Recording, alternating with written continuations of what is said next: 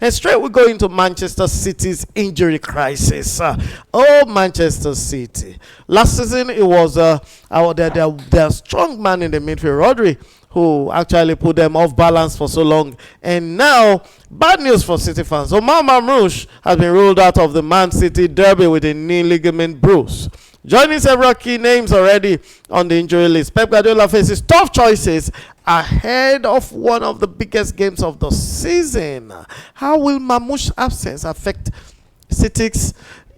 Already City has a poor attacking. They're yet to gel. They're yet to perform. Now, Marmoush has been the key figure in that place. How do they cope without this guy? Well, so far this season, I don't think Omar Marmoush has been the star player for them. I think he's still back to Erling Haaland because it's their top goals. But somebody has to provide for Haaland. Yeah, but he's not the only one, and I don't think he has provided up. If he has even provided assists in the league this season, I don't think he has provided up to 2. But if you ask me, last season that he joined there, I think he helped City a lot, and he's a great player. And now he's out injured for probably maybe up to 2 or 3 months now because though he'll be going for a scan, but they've not confirmed the length. But when you look at this type of injuries, it usually takes 2-3 months. If he's lucky, that's when he spend 2 months out. But they have other attacking options. Recently they brought in the likes of But does it mean they have to revert to the academy now to pull out? They don't need to. Players. They still have a lot of attacking players. The likes of Savinho, Jeremy Doku. They are all still there. There's Bernardo Silva. There's Ryan Cherky. They just brought in. Rodri is back now, and I don't think Omar Marmoush should be the reason why they will be playing poorly or not. Even with him, we saw how Tottenham demolished them about a week or 2 ago. So I don't think Omar Marmoush will be a big loss. If they had lost Erling Haaland, that would have been a big loss. We saw how they lost what's his name, Rodri, and the whole team felt it. But I don't think the absence of Omar Marmoush will be a big loss for Manchester City. But I'm not taking anything away from him. He has been very fantastic since he joined Manchester City. But I don't think with the kind of manager they have, Pep Guardiola, I think he should be able to, So what are we going to advise Guardiola now? They suffered terrible injury woes last season. We saw how they nosedived from that wonderful second position and continue to nosedive until they got to about 4th on the log. And just because 1 or 2 or 3 of their players were injured. Could this be due to their intensive training? Or is it a fixture that is congested?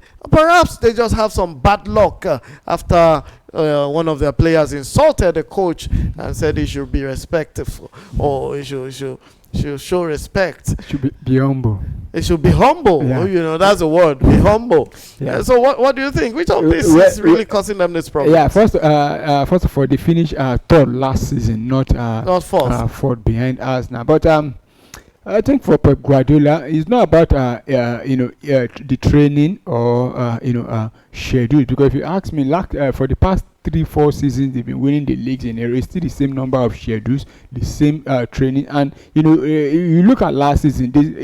Manchester City were probably one of the few teams that didn't really bring in many players. The starting of the season, they still have those same number of players that have been playing.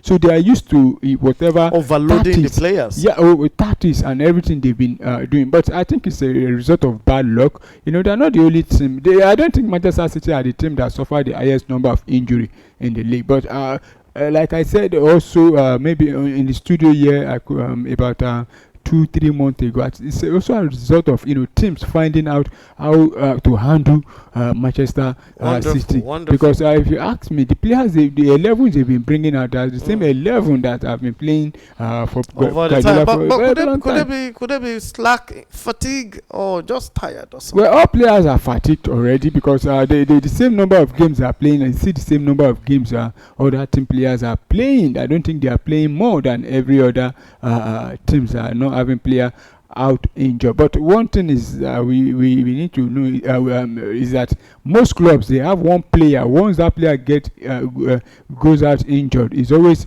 problem for the team. We saw that with Rodri last season. Aside from that, though, they have some few injuries also with their defenders. You see this one, but but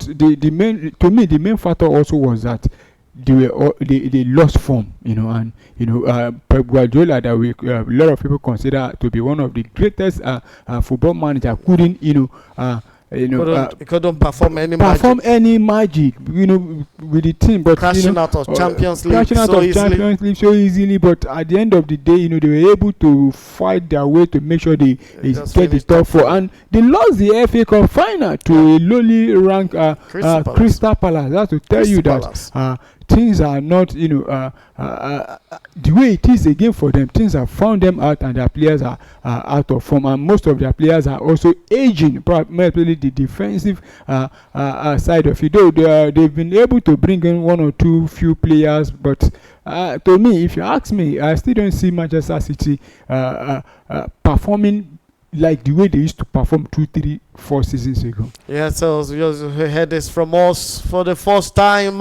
We actually don't expect Man City to do so much with the squad they have. And apart from the injury woes they have, they also have aging on their players, and possibly tired legs also worry Man City.